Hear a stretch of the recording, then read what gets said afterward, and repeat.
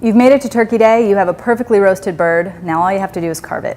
I'm Kate in the Women's Day Test Kitchen, and I'm here to show you how to go from carving board to platter.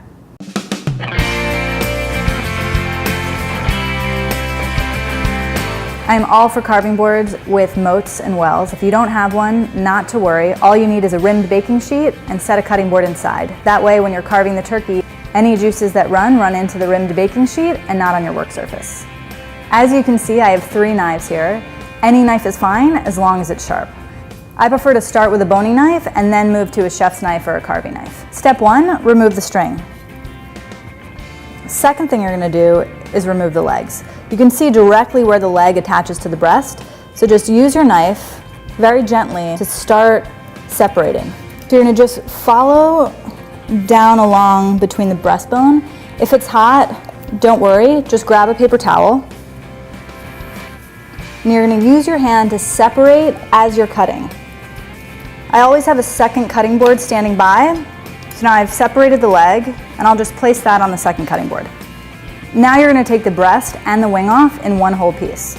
To do that, there's a breastbone just down the center, and you're going to follow just to one side of that breastbone.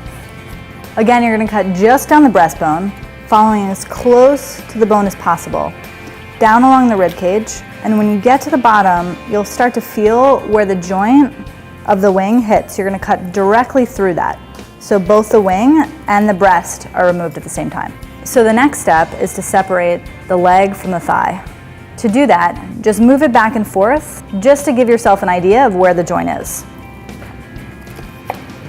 And then that would go right on your platter. Next step is to take the thigh bone out. It runs just along here. You can sort of start to twist and use your knife just along each edge.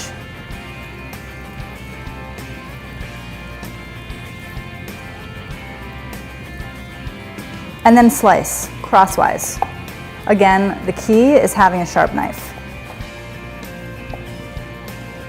Next are the breasts. You're going to separate the wing from the breasts by following the wing joint around.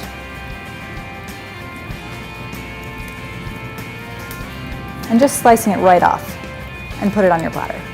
Then slice your breast meat, again across the grain.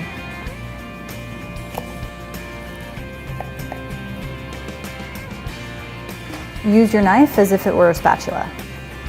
Slide it just under the turkey, and you can transfer it to the platter. And if your knife's not long enough, a large spatula is just fine. You've carved your turkey, you've started slicing and putting it on the platter. The last step is really dressing it up, adding some garnishes. What I usually do when I roast the turkey is roast some lemon halves or some orange halves cut side down, and then I can use them to decorate the platter. I also use any leftover herbs. Rosemary, thyme, sage, parsley, whatever you have left on hand. It really adds a nice element to the plate. And there you have it, and happy Thanksgiving.